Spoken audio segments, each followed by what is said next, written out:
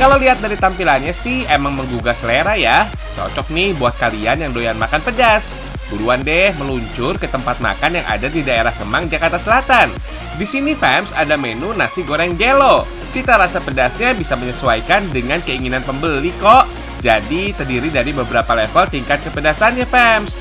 Untuk bumbu pembuatannya masih sama dengan nasi goreng biasanya kok. Pembedanya cuma pada jumlah cabai yang dipakai aja fams. Katanya sih, nasi goreng dikenal sebagai makanan tradisional dari Tiongkok. Masakan yang sudah ada sejak tahun 4000 sebelum Masehi ini muncul karena masyarakat Tionghoa yang tidak suka dengan makanan yang sudah dingin, fams. Kemudian mereka memasak kembali nasi yang sudah dingin. Biar lebih enak, mereka memasukkan bumbu tambahan saat memasaknya. Rasa yang lezat membuatnya digemari masyarakat, lalu mulai meluas di masyarakat, fams.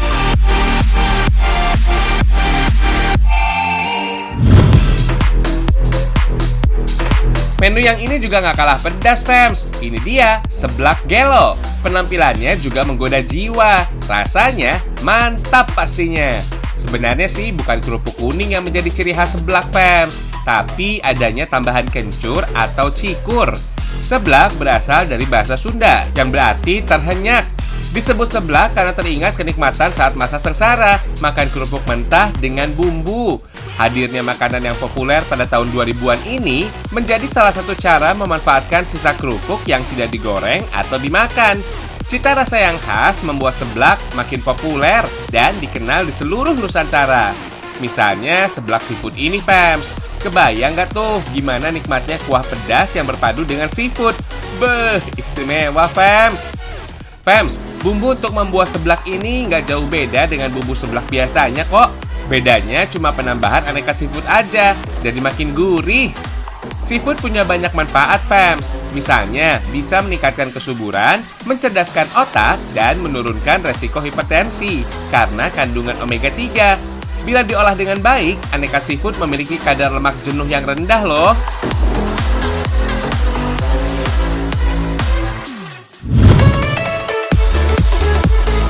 Kalian yang doyan makan daging unggas, cobain deh menu yang satu ini.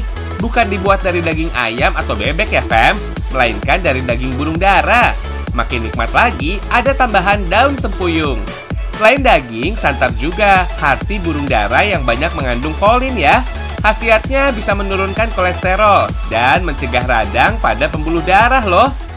Kalau air rebusan daun tempuyung katanya sih memiliki efek diuretik yang membantu menurunkan berat badan dengan cara mengurangi retensi pada penderita obesitas, fams. Mantap! Setelah dibersihkan, daging burung dara direbus dulu, fams, supaya teksturnya empuk. Katanya sih burung dara telah dikenal sejak masa kerajaan Mesir, tepatnya sejak abad ke-20 sebelum Masehi. Burung dara dipercaya berasal dari negara Mesir karena di sanalah pertama kali ditemukan. Burung dara masuk ke Indonesia mulai sejak tahun 1560-an, fams. Saat itu banyak pedagang mancanegara yang masuk ke Nusantara membawa banyak burung. Salah satunya ya burung dara ini. Lalu bumbu dihaluskan, fams. Tumis deh sampai aromanya harum. Selanjutnya, masukkan rebusan daging burung dara ke dalam tumisan bumbu halus, fams. Setelah bumbu meresap, masukkan santan kelapa biar rasanya gurih. Eits, jangan ketinggalan daun tempuyung, fams, biar makin mantap. Setelah aromanya menggoda, tandanya siap dinikmati bersama keluarga, fams. Fams, tanaman tempuyung menjadi tanaman yang mudah ditemukan di area tropis, seperti negara kita ini loh. Apalagi kalau dekat dengan padang rumput yang terbuka. For your info nih, batang tanaman ini sangat unik loh, karena memiliki lubang dan getah yang berwarna hijau. Tanaman yang tingginya hanya mencapai 150 cm ini memiliki akar tunggal yang kuat loh. Makanya tempuyung dapat menyerap unsur hara dan air yang ada di dalam tanah. Untuk daunnya, tempuyung memiliki jenis daun tunggal yang berbentuk lonjong, serta meruncing di bagian ujungnya, fams.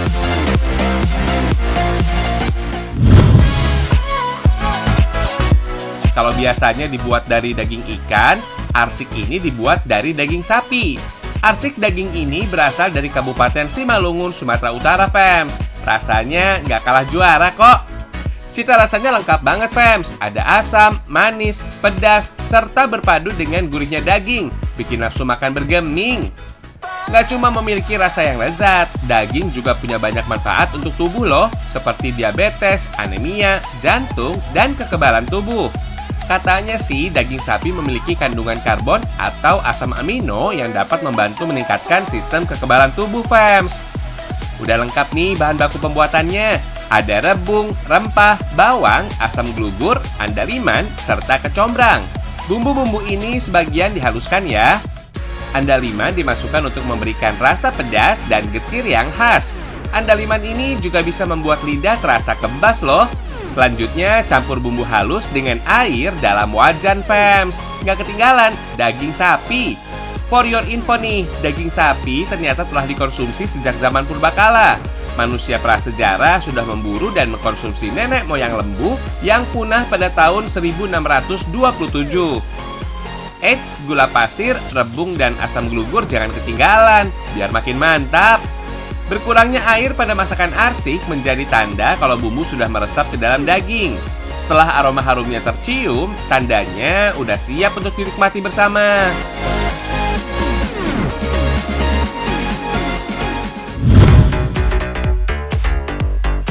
Kalau yang ini namanya ayam koteka dari kota Yogyakarta, fams. Olahan ayam ini keunikannya terletak di dalam sebilah bambu. Rasanya yang nikmat dan gurih, dijamin bikin nagih. Sebagai sumber protein, vitamin B pada daging ayam sangat berperan penting untuk membentuk sel darah merah loh. Untuk membuat ayam koteka ini, kuncinya ada pada penggunaan telur dalam jumlah yang banyak, fams. For your info nih, walaupun banyak yang berpendapat telur yang lebih dulu dari ayam, ternyata penelitian menyatakan ayam lebih dulu daripada telur, fams. Soalnya telur ayam membutuhkan protein yang berasal dari ovarium ayam. Setelah adonan telur menyatu dengan bumbu, langsung kita goreng orak-arik telur yuk, biar gampang dimasukkan ke dalam bambu. Selanjutnya pisahkan bagian tulang dan kulit ayam ungkep, fams. Setelah dicincang halus, campur dengan telur orak-arik dan potongan daun bawang. Setelah diaduk rata, langsung masukkan ke dalam bambu yang sudah disiapkan, fams. Kemudian lapisi dengan perekat yang terbuat dari putih telur, biar nggak mudah berantakan. Langsung goreng aja, fams. Setelah berubah warna dan aromanya harum, langsung nikmati aja. Duh, jadi lapar nih. Hahaha.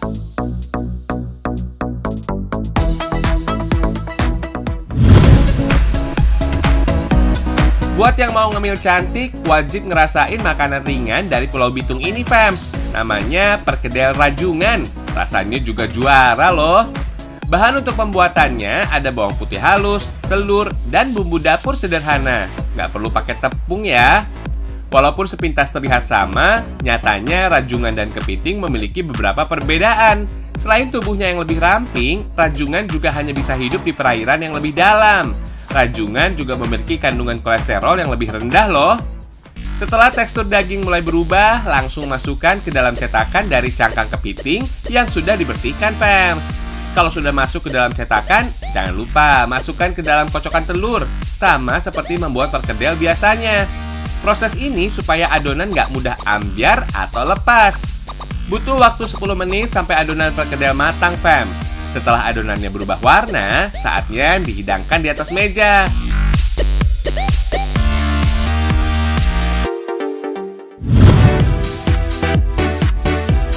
Ada camilan enak manis buat kamu yang manis nih. Hahaha. Dari kota Semarang, Jawa Tengah, ada wingko babat kekinian. Cita rasa lokal yang berpadu dengan kue kekinian bikin nafsu makan meningkat gak karuan. Katanya, fams, wingko babat pertama kali muncul di Semarang sekitar tahun 1946 saat dibawa oleh warga Tionghoa dari kota Babat ke kota Semarang sekitar tahun 1944 untuk mencari kehidupan yang lebih baik. Dalam membuat adonan lapis yang super lembut, ada beberapa tahapan yang harus dilakukan.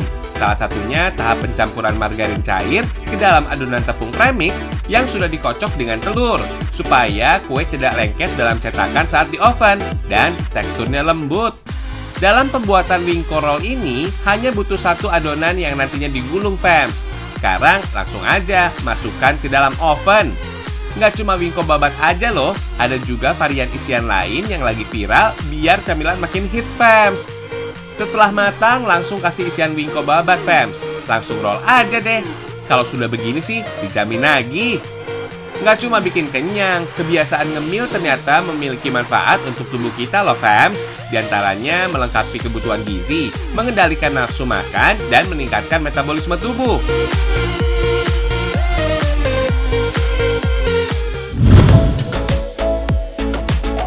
Masih ada nih aneka roti karakter dengan warna-warni yang gemesin. Katanya sih, warna-warni makanan bisa menggugah selera makan fams.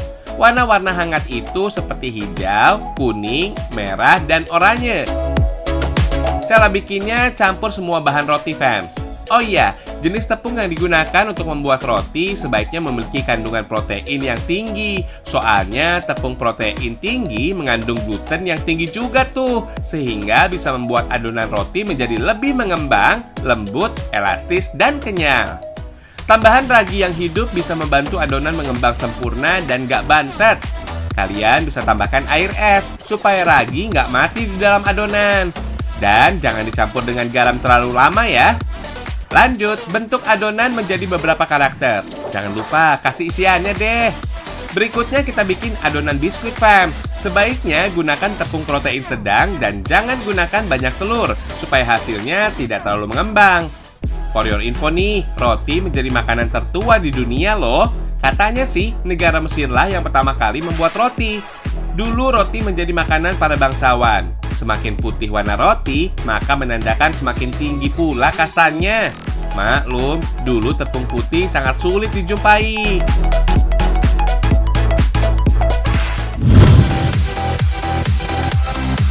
Dari kota Banjarmasin, Kalimantan Selatan, ada kue bingka daur ulang atap surga. Wah, namanya terdengar istimewa ya. Keistimewaan kudapan ini karena bentuknya menyerupai atap rumah.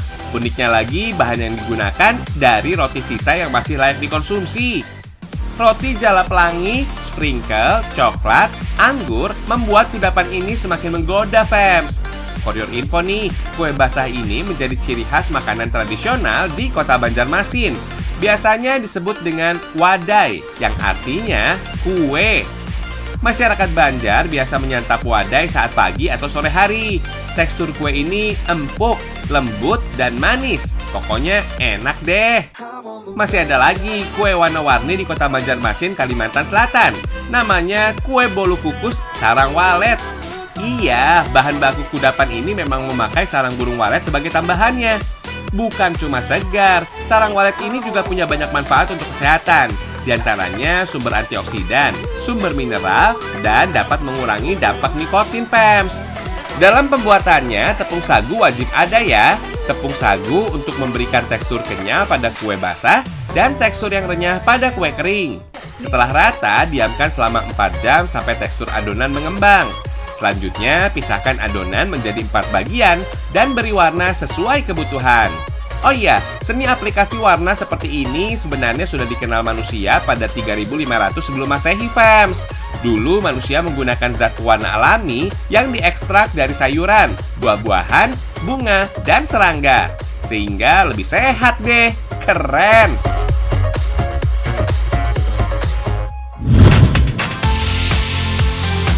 Dari Kabupaten Semarang, ada pia labu kuning yang bisa bikin nafsu makan bergeming. Fams, labu kuning ternyata mengandung karotenoid yang baik untuk mata loh. Seseorang yang mengkonsumsi makanan dengan kandungan karotenoid setara dengan 1,5 cangkir wortel setiap minggu, sehingga bisa menurunkan resiko degenerasi makula pada mata sebesar 30%. For your info nih, labu kuning ternyata menjadi tanaman tertua yang ada di bumi loh. Arkeolog membuktikan kalau labu kuning sudah ditanam sejak 10.000 sebelum Masehi. Buah yang memiliki nama ilmiah Cucurbita pepo ini memiliki arti matang di matahari. Meskipun ukurannya lebih besar, labu kuning masih satu jenis dengan mentimun yang tergolong sebagai tumbuhan berambat. Fams, mengubah rasa labu yang umumnya hambar menjadi makanan yang manis membutuhkan proses yang cukup panjang. Soalnya labu kuning memiliki kandungan air hingga 90%. Untuk dijadikan camilan, labu kuning harus diolah dengan gula pasir dan kelapa. Gak cuma itu aja, proses pembuatannya juga membutuhkan waktu hingga 6 jam. Setelah dimasak, adonan labu kuning berubah menjadi dodol. Langsung bentuk aja deh fams. Kalau udah kayak gini sih langsung nikmatin aja yuk. Hihihi.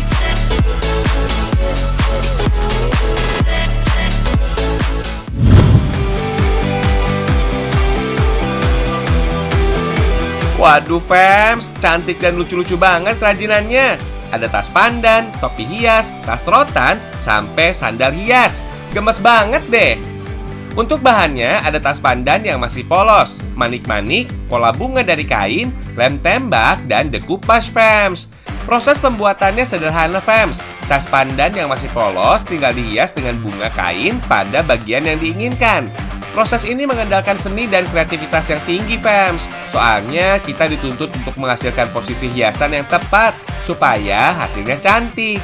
Pastikan juga setiap pengeleman bunga kain tertempel dengan rata, fams. Selain itu ada juga tas yang hiasannya terbuat dari sisa kain kebaya, fams. Pola yang sudah digunting langsung dilem aja sama tasnya. Setelah diberi hiasan, langsung bisa dipakai biar makin cakep. Jadi deh. Kalau untuk jenis decoupage, tinggal mengikuti pola gambar aja, fams.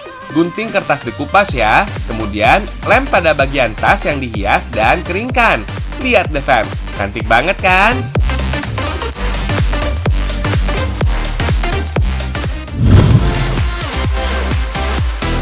Wah, cantik-cantik banget kainnya, fams. Kenalin nih, kain khas dari Pulau Bangka ini namanya kain cual. Cual berarti celupan benang sebagai proses awal. Fams, kain cantik khas Pulau Bangka ini sudah ditetapkan sebagai warisan budaya tak benda Indonesia pada tahun 2015 loh. Keren deh. Beberapa kain cual ada yang dibuat dengan benang sutra dan benang emas 18 karat. Gak heran kalau harga jual kain cual ini sangat mahal. Selain itu, proses pembuatan kain ini juga menjadi alasan harganya cukup tinggi.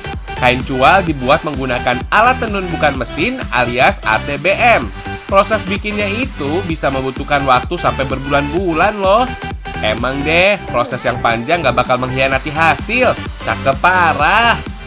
Bila dilihat dari susunan motifnya, kain cual dibuat dengan teknik sungkit, fams. Tenun ini menjadi hasil asimilasi dari budaya Cina yang telah menyebar luas di Asia hingga ke Indonesia. For your info nih, awal mula perkembangan kain ini ada di kota Muntok, Bangka pada sekitar abad ke-17, fams. Biasanya motif songket cual Bangka terinspirasi dari alam seperti tumbuh-tumbuhan dan hewan.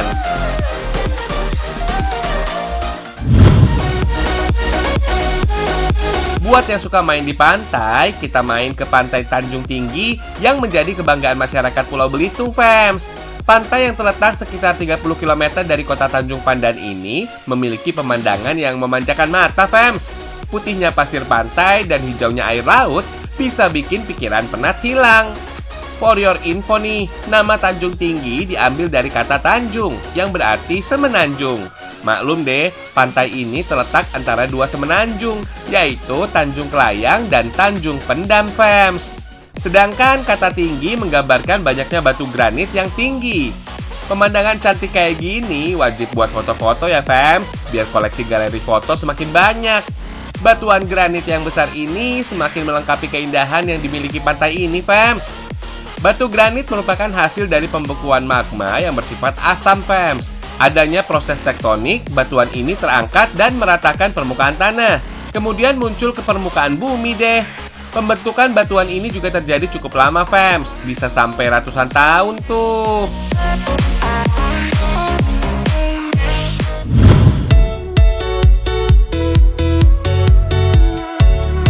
Satu lagi nih pantai yang bisa Anda nikmati saat berada di Pulau Peling, namanya Pantai Mandel.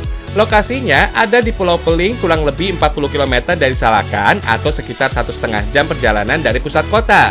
Perpaduan pantai pasir putih dengan gradasi biru air laut akan memanjakan mata. Selain itu, Pantai Mandel dikelilingi oleh perbukitan dan rumput hijau yang semakin menambah indah tempat ini. Di tempat ini kalian bisa leluasa melakukan kegiatan seperti memancing, bermain air, dan lain sebagainya tuh. Spot mancing bisa di bebatuan karang yang berada di sisi timur pantai. Pada sisi lainnya nih, hamparan pasir putih luas dan cantik akan menunggu kalian, fams. Berjalan di tepi pantai sambil menikmati deburan ombak dan panorama alam yang indah jadi cara paling ampuh untuk melepas kepenatan setelah bekerja sepanjang pekan. Pasir di sini halus dan lembut, sehingga nyaman banget buat duduk-duduk di tepian pantai. Keberadaan pantai ini memang masih sangat alami, sehingga tak heran sih saat kalian kemari serasa berada di pantai pribadi, fams. Hihihi.